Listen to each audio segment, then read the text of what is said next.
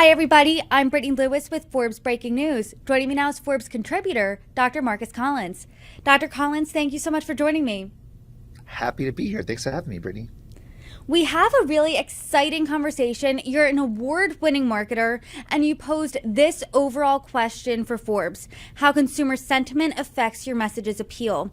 And you talked about the disconnect between what's really happening in the economy, what economists are calling a soft landing, to how people really feel about it and that disconnect. And in a recent piece for Forbes, you wrote this: by all accounts, the economy is empirically doing well. But as you and I know, as I'm sure you've had in many conversations, people do not feel this way. So why is there that disconnect? I think it really boils down to meaning. And the notion is this: things aren't the way they are the way that we are. That is, the way we see the world ultimately informs the way the world manifests. So even though empirically, by all measurable accounts, by and large, the economy is doing well, the way it's perceived through the meaning making frames of people's eyes is completely different. And the question becomes, well, why do people see it so differently? Why is meaning, in this case in particular, so out of sync? And what the literature tells us is, by and large, it's through the social signals that we're getting from people like ourselves that essentially telling us what we think is not because of what it is, but because of who we are.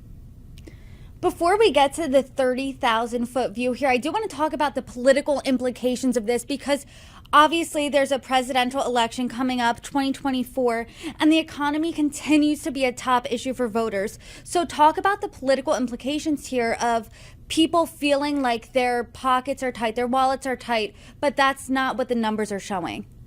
Sure. If my translation or interpretation of what's happening is that the economy is bad, then I go, oh, then whoever's in charge of the administration, whoever's in administration at the moment, then they're responsible for it. And therefore, I'm less inclined to vote for them. That's the thinking, that based on how I see the world, it's going to inform my vote. So if I think the economy is bad today, and this is a Biden administration, then I go, oh, Biden's responsible for this. And therefore, if I have another 4 years of Biden, then I can expect another 4 years of economic crunch.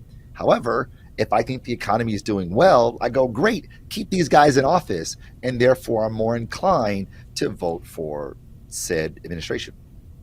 So when people perceive the economy not doing well, can you talk a little bit about how that affects consumption? Yeah, I mean, if I think that the economy is doing well, then I'm going to be much more judicious about what I buy, if I buy. I'm going to be much more savvy about how my dollars are used and how far I can stretch them. I'm less inclined to do I'm less inclined to do what's what I'm trying to say here. Goodness, Frivolous, frivolous. frivolous. Thank you. Right, thank you. Good Lord. I am less inclined to do frivolous things, i.e., eat out, right? To go out to eat, to buy clothes, to do these things that are typically a luxury for folks. Perhaps it might mean I'm less inclined to buy a lot of gifts for the holidays. All these things have a commercial impact because the way we see the economy is going to have an impact on how we ultimately spend our dollars. So let's talk about some lessons here. What's the lesson to marketers? Because how do you cater to this consumer sentiment? If people's point of view is that things are not great, then I'm going to buy based on what's inside of my economic means. So for a marketer, that puts me in a really tough space because if I am a restaurant, then I'm going to be much more impacted by if people perceive the economy as being soft. If I sell sneakers or sell clothes, I'm going to be impacted in a negative way. If people think that the economy is tough, I need to pull back on my expenses. Anything that does not seem like a necessary buy, I'm going to be in pretty tough shape. However, if I am in the QSR business and I position myself as a value driven brand, then people will be much more inclined to come to me, right? If I'm a Walmart like object, People want to say, I'm much more likely to buy at Walmart now because the economy is soft and my dollar needs to go further. There's great implication here, depending on what industry you're in and how you sit with regards to value proposition and the premium associated to it. So you and I can say until the cows come home, inflation is down, GDP is up, unemployment is low, wages are growing faster than inflation. But how do you change someone's mind? How do people feel this? How do you make them feel it? Yeah. You change people's minds by hearing it from your people. Right? We talk so much today about influencers. What the literature tells us is that the most influential people are our people. And that is the stories, the discourse, the dialogue, the rhetoric that's happening with our people or among our people. They shape the way we see the world. They have influence on how we see things.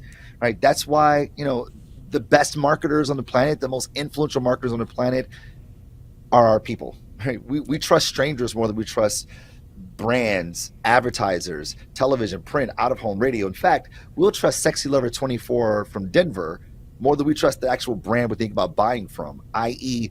their responses or their reviews on Amazon.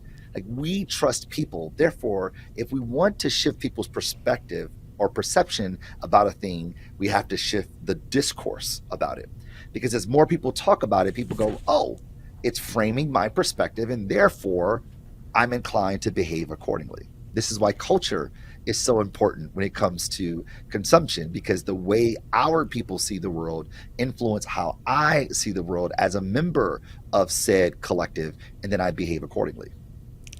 That's really funny that you mention the comment, how people trust that more than a brand. Because I was out with a bunch of my friends this past weekend, and we were talking about how the people who post reviews and they post photos of different outfits online and give them honest reviews, they're the backbone of our society. So how do you switch this discourse or shift it at all? Well, it's always been that way. I mean, this is actually kind of the beauty of technology, that the technology merely extends human behavior, as Marshall McLuhan would say, right?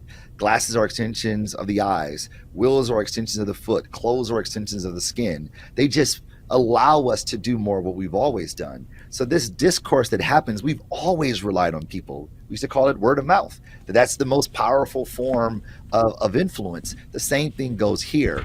And what we're seeing is that because there is a disproportionate view on the economy being negative, that of course is showing up in the social discourse through social networking platforms. Now it seems like everybody believes that, and therefore everybody can't be wrong, right? If seemingly everybody's saying it's bad, then it must be bad. And as a result, we see it like that as well. That's why Rotten Tomatoes scores are so influential. Like I said, Amazon reviews are so influential. Yelp scores are so influential because they're a public progress bar of how people see the world. And the only way we shift that is by shifting the discourse in an effort to help us reframe the way people translate the world through their meaning-making systems, which is called culture. You talked a little bit, you touched on it here, but you also talked about it in your Forbes piece, how social media plays a part in shaping the narrative. Can you dive a little deeper on that for us? Yeah, well, what is social media? It is the media of people, right? Social is people, social work, social justice, social action, social welfare. It's all people. And therefore, social media is the vehicle by which information is stored and transferred from one person to another. Like what we're doing right now, Brittany, this is social media. Just like if we were in the office or if we were at the gym or in the club, right? These are all just the environments in which people enter the discourse, which people engage. The technology that we're using accelerates the manner in which, or the degree to which these exchanges happen. And they're so prolific and they're so pervasive that they seem omnipresent. And therefore, the discourse that's happening on these social networking platforms have a disproportionate sway on us, just like our people normally would. I want to read a piece that you wrote. You wrote this. Like the economy, it doesn't matter how well your product performs. If my people say it's no good, it must be so. So as an award-winning marketer, how are you getting someone else's people to vouch for a specific product, a brand, something like that. Yeah. Jay-Z said it best. We don't believe you. You need more people, right? You need people to vouch. You need people to say, oh, this is cool. You need the public progress bar because it sends a signal to folks that this is normal. So with that framing, I would answer the question as such. How do you create the notion of perceived ubiquity? Right? In my work with clients, I often talk about this idea of concurrence, that everybody's talking about it. Now, the important part to know about everybody is there's no such thing as everybody. Right? For instance, I'll wake up in the morning, look at something on Instagram or on TikTok, and I say to my wife, "Wow, everyone's talking about Steph Curry's shot yesterday," and then I'll probably go to Starbucks to get something to drink, or go to a restaurant to get some coffee, and then I go to the office to hear people talk about it, and in the classroom I hear students talk about it, and on the way to the car I hear someone talk about it, and I go home and say, "Babe, everybody's talking about Steph Curry and his shot." It's like 6 people. What are we talking about? This isn't real, right? This idea of ubiquity, it is fame. So what it means for marketers is that we can manufacture perceived ubiquity to make it seem like everyone's talking about it. How do you do that? You activate networks of people. And by talking to those people become the accelerant by which it propagates into the population. It gets people talking because other people are talking. Nothing draws a crowd like a crowd. And if we can manufacture this semblance that everyone's doing a thing, then you knock over more dominoes, which creates a network effect for us to get scale.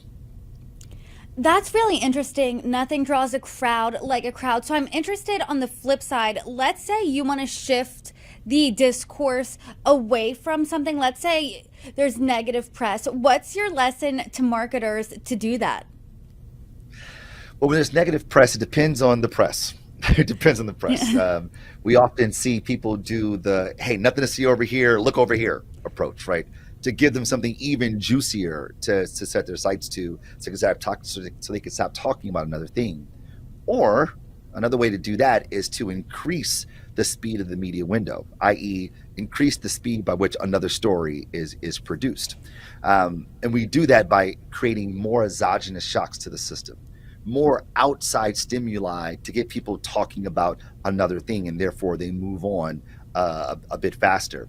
The other way to do this is to create concurrence that creates barriers that story has to overcome.